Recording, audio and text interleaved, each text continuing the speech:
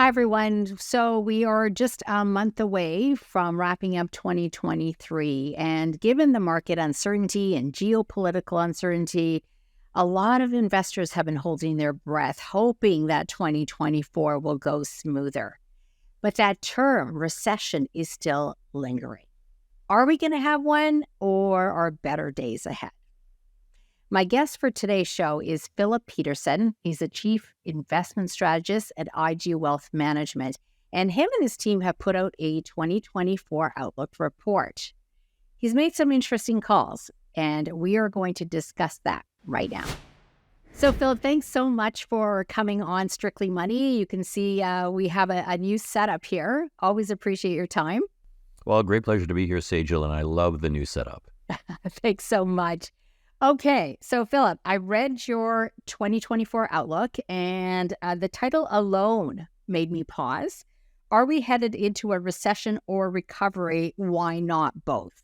What do you mean? Well, it really depends on where you stand and where you determine that whether we're in a recession or not. And so what I mean by that is when we look at the environment that we're moving into in 2024, in certain areas of the global economy, it's improving and much improved from where we were in 2023 or when we were thinking about our 2023 outlook. For example, a year ago in the United States, we could see recessionary pressures build, and it did raise the probability of recession for, in our view, the back half of 2023. And yet we've come through a lot of that.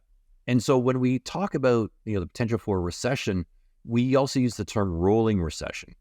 And what we mean there is you get elements of a recession, but not all at once. Now, typically when you get a recession, things kind of happen all at the same time or within a very tight time frame that leads to that much weaker economic activity or contraction in outright economic activity. In this case, we've seen a recession in manufacturing in the United States. We're coming through the manufacturing recession in Europe out the other side. We've seen the earnings recession on the S&P 500. We've seen the housing recession. What has been the missing element is labor. Normally, what comes through all of these weaker consequences is higher unemployment. But we haven't had that, and that's also part of our outlook, is that the reason why we haven't had that is because we have more boomers retiring now than the younger generation coming into the workforce. So think about it.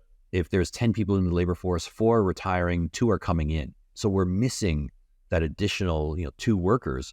And so employers are competing to hold on to these employees for fear that if they let them go, they might not be able to get them back. And that's what's resulting in this, some areas, we're not seeing really a recession. In other areas, it's perhaps a little bit weaker. Yeah, and I should remind viewers that you and I spoke about the 2023 outlook last year, and you predicted that we may see a recession, but that it wouldn't be so deep. So good call there. Philip, I want to go back to this whole concept, I guess, around recession, because no one likes a recession. Let's be honest, right? It's painful, and especially for some more than others. At the same time, it is an opportunity to improve, get rid of the slack and that sort of thing. Do you think that policymakers do too much? Do they interfere too much because they don't want that pain? And I'm not saying that it's happened, but I'm just wondering if you saw anything in terms of government policy or economic policy that you would have done differently. It's a great question. And I think when we consider the United States and what's gone on in the United States over the last year, you had competing forces. You had the Federal Reserve that was trying to, inflation, keep inflation low or get inflation as low as they could. And at the same time, you had the federal government that was issuing trillions of dollars in new fiscal spending that largely you can argue whether it was necessary or not. So you can see entities that are controlling either fiscal policy or monetary policy sometimes go too far for what they believe are the right reasons, but it can create bigger problems down the road. And we even heard Tiff Macklem, governor of the Bank of Canada here, say the exact same thing. Not so many words, but as the Bank of Canada is trying to fight inflation, you had the federal government that was increasing spending and almost contributing to inflation. So yes, I would say, to answer your question, entities can go too far without intending it. And they're not trying. I don't think the Bank of Canada was trying to engineer a recession, but that can be the unintended consequence of their actions. Okay. What do you think, Phil, went right in 2023? Because you wrote in the paper that you did see a lot of sort of peaks and troughs, but yet we still avoided this sort of doom and gloom. Yeah, what went right was, I would say that, and I'll give credit to, I think, the Federal Reserve and the Bank of Canada here, is that somewhat they were able to engineer a soft landing. Now, I think how much of that is by accident because of the labor demographics, or by design in that, hey, let's raise rates rapidly, that because we believe the economy can absorb that, then we will look to cut. So I would think that largely is what has gone right this past year. And otherwise, when we look at the market environment, we were thinking a year ago that we were going to see in 2023 a little bit more of a mediocre equity return environment. And that's what we got. I mean, you have to exclude the Magnificent Seven, these seven large mega cap companies in the United States that drove the majority of gains on the S&P 500. You strip that out, and the S&P 500 was rather lackluster in its return. And that wasn't a surprise to us, because we could see some of those pressures come that lead to softer markets. So now when we look to our 2024 outlook and we think, okay, well, what could go right? Well, we can see a turn in earnings growth. Things can actually improve at a time when valuation across many indices are very attractive. Yeah, let's talk about that. I mean, first of all, it looks like inflation has eased, so that's certainly, I think, provides a tailwind for the markets. Do you think the worst in terms of inflation is over, and that's what's going to fuel some of the economic growth? Absolutely. I think inflation, largely from what we saw a year ago or 2 years ago, is done. We're not going to return to 6, 8, 9% inflation in Canada or the United States or many areas around the world, simply because we're not seeing the injection of money supply that drove inflation in our view. We can argue whether it was supply chain. I think supply chains might have had a little bit to do with it, but the majority of the inflation came as a result of the money supply growth rate, and that has subsided around the world. So we're done with inflation, which means we're also done with the interest rate increases. You pointed in the report, Philip, that Canada's economy, though, is weaker than the U.S. Why is that? What's behind this? Is it? I know we talk a lot about housing being a big factor, although I try to point out that higher mortgage rates only affect us, frankly, as a small group, because a lot of Canadians have paid off their mortgage. True, but it's always that marginal buyer, right? And so that's how we think about it. So Canada has seen a greater softening of its economy. Our economy, I would argue, is in recession right now. We're going to get GDP for third quarter, and I think it will show that we're on the verge, if not already in a recession in Canada. And the reason being is that, yes, not everyone has a mortgage, but those that do, or individuals that pay rent, are impacted the same way. And that mortgage costs have gone up substantially. Anyone renewing a mortgage today is seeing on a 5-year rate, is seeing the change in the interest costs upwards of 50% versus the expiring mortgage. Now, that money has to come from somewhere. And so that comes out of consumption, or it results in higher rents being asked by owners to their renters.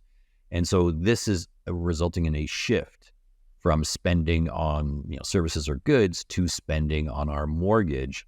And that's what has resulted in a weaker economy here than, say, in the United States, where they have a 15 or 30-year fixed rate mortgage, or France, where they have a 10 or 20-year fixed rate mortgage. We are far more sensitive to a change in interest rates than other areas around the world. And we're also not as diversified as the U.S., are we? No, exactly. Housing is a disproportionate weight in our GDP, than what it is in the United States. And when you think about it, I think construction and housing, if you lump it all together, it's the largest segment of our economy. And when that slows down, and we've seen activity slow down here, whether it's sales or whether it's construction, that slows the economy down. Okay, Phil, we're gonna take a quick commercial break, and we're gonna hear from our sponsors. We'll be right back.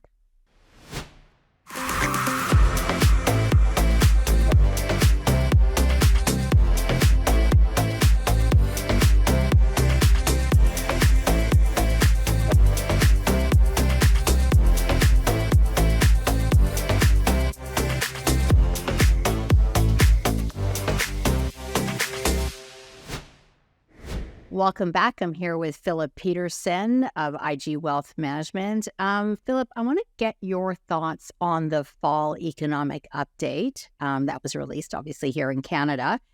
Anything that stood out to you that you think actually helps Canadians and alleviate some of their concerns when it comes to unaffordability? Great question.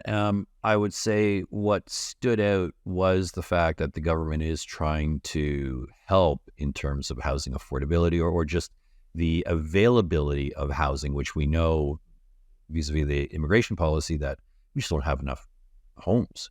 We don't have enough places to support the population growth numbers that are being projected. Does it help though? And that's the question. If you look at the program and programs that were announced during the fall update, they're very long dated. We're in 2023 right now, and some of these programs are spread out between now and 2028.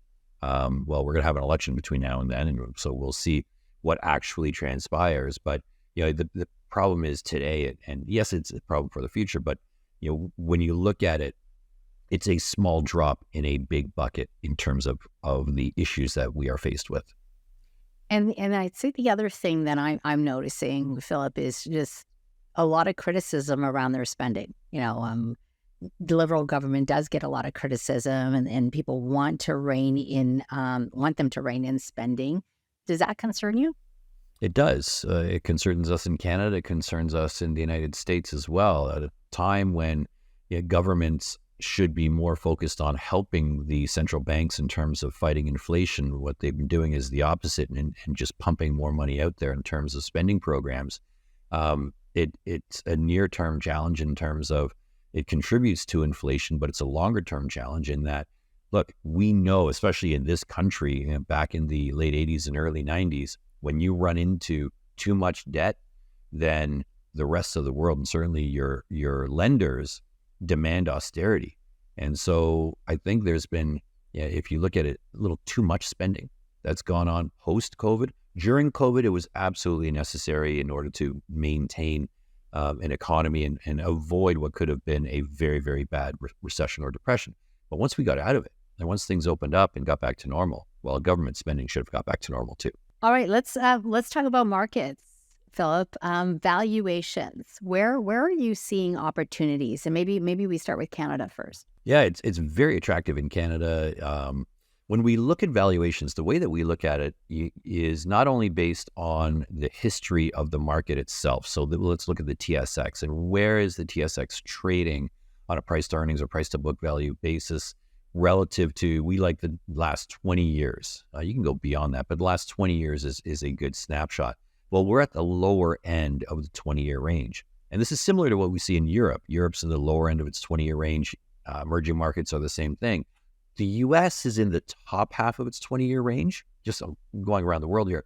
But what's interesting is if you strip out the Magnificent Seven, now valuation for the other 490 plus is extremely attractive.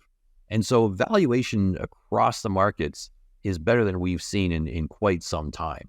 And that sets up for an attractive market. Now, valuation is a terrible short-term indicator of market performance, but it does suggest that the next, say, 1 to 5 years plus should be better for the markets than what we've seen over the last, say, 2 years.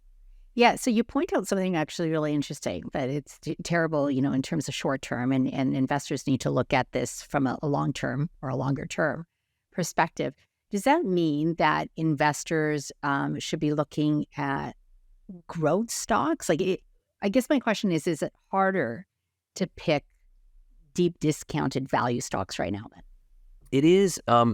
My challenge has been I've never found a good way or any signals out there that says now is a good opportunity for growth or now is a good opportunity for value. So I think a better approach to it is we always want companies that have the ability to grow, organically or through acquisition, and you want to pay a reasonable price for it. That doesn't mean that stocks have to be deeply discounted. Sometimes it's okay to pay fair value for a stock that's growing. So it's a combination of the two that I think is a better approach as opposed to just trying to bifurcate the market and saying, nope, it's only growth now or only value now. AI was a huge theme in 2023, and I think it's probably going to continue in 2024. Do you think that's going to give the markets, or at least certain sectors of the market, some tailwind? It has, if you look at the chip makers and in particular NVIDIA. But yes, I think that the tricky thing is AI is a concept right now that I think a lot of companies can jump on and saying, hey, can we improve our operations? Can we improve our margins? Can we streamline things? Or where can we use the potential power of AI to improve our business? And I think down the road, it is going to be continue to be a theme that will add in terms of productivity, add in terms of margin expansion. What that looks like today, we're all trying to figure it out. But it's a theme. I think it's a longer-term theme that will be profitable for many companies. We know geopolitical uncertainty has certainly been a factor. Is there anything that you're paying attention to that could dampen market sentiment? We often say that, look, geopolitics will always be with us in one form or another. What we need to do is really take an analytical approach, leave the emotions aside, and look at the true impact of any geopolitical event on the profitability of companies and their ability to continue to function. And while some of the events can trigger emotions because we're close to it in one way or another, we make the mistake as investors often saying, this is going to be bad for my portfolio or good for my portfolio, where most of the time it's irrelevant to our portfolios. So I think we have to be a little bit more calculating with respect to the geopolitical events. And 2024 is going to be one in particular because we're running into another U.S. presidential election. And judging by the early leaders for the nomination on both parties, it could be quite contentious. So we'll see. But while it will create a lot of emotions, it doesn't often lead to any type of investment decision. And when investors do jump to a conclusion of saying, well, candidate A is going to be bad for the market, so I'm going to sell because of how we feel about that candidate, that often leads to mistakes. Philip, we're coming to the end of the show, and I want to end with a point that you make in the report, because I think it's really important. You talk about geopolitics, recession fears, and volatility, and you said that it's tested in investors' resolve, which I completely agree. And I thought what was really interesting about this was you said that there's so many investors who thought that this time would be different, but you found that overall, the volatility, even though it's been uncomfortable, has been pretty much in the norm. What would be your advice to investors? Because I think part of the reason for that is because we do tend to look at the negative headlines that sometimes, media puts out more than some of the positive ones. Yeah, and I used a phrase in there, sometimes we can't see the trees through the forest. And what I meant by that is right now, some of the messages that are out there, there's some talking heads, let's say, that are just pounding the table on recession, not necessarily because you can actually prove it. It's just because individuals want to make a name for themselves by calling a recession. It doesn't mean that we'll have one. And it doesn't mean that we need to ignore the factors out there, but we're actually seeing more positives in the global economy. And the individual trees, the small stuff that is suggesting that the outlook is actually improving. And so we often say to investors, we really do need to understand where we are in terms of the business cycle, economic cycle, market cycle, and so on, and shift the portfolios to that better relative opportunity. And in this environment, things are getting better. And so despite all the noise, despite all the fears, we have to do ourselves a favor, put the emotions aside and focus on the fundamentals. And the fundamentals are creating opportunities for us. Yeah, I couldn't agree more. Philip, okay, before I let you go, one of the reasons that I started Strictly Money was really to make financial wellness viral and to make it more accessible to people. So I know you don't know about this, so this is a little surprise that I do with my guests. We're going to do a quick 3-question rapid fire round. You okay? Really easy questions. Okay, so you ready for this? Okay, so the first question: what's the best financial advice you've received? Work with a planner. I think it's very important to work with a planner because they know far more about constructing a financial plan, considering taxation, insurance, and all the rest of it than I could ever. Yeah, I couldn't agree more with that. And also because, we're all busy people. So sometimes, I try to give this message to certainly a lot of people that I work with, that it's okay to delegate. So yeah, that's a good one. What is the worst financial advice then that you've received? Any odd buy recommendation that I've heard from when anytime one of my friends call me and says, "Oh, I recently bought this," not that they're saying it's advice, but it tends to be a bit of a brag, and it's usually the wrong decision. So, never take stock tip advice from friends or family. That's a really good one. Okay, last one. If you could wave your magic wand, and if there was an economic or government policy that you can enact that would help people with their financial health, what would it be? Oh, that's a great one. Well, I'll put it this way. You know what? I think we talk about income splitting for seniors. I think it should be income splitting for households. Ah, that's a good one. Yeah. Why do you say that? Oddly, I think, what we have in this country is a bit of a marriage tax, to be honest with you. If individuals that for whatever one reason or another that separate and all of a sudden split their income, they're in a better tax position than a couple that, are married and one spouse earns more than the other. And that creates, basically that couple is paying more in taxes than the other couple that has separated. And so there's, it's almost an unfair allotment of taxation in this country. Wow, I wouldn't have thought of that one. That's a good one. Great insight. All right, Phil, thanks so much for coming on. I really appreciate it today. Sejal, thank you for having me. It's been a great pleasure. Philip Petursson of IG Wealth Management.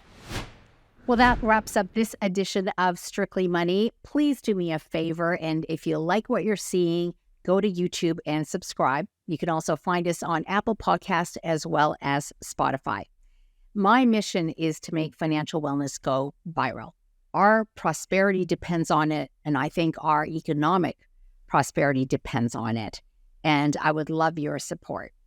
We'll see you back here next week. Until then, stay well, stay wise, and stay wealthy.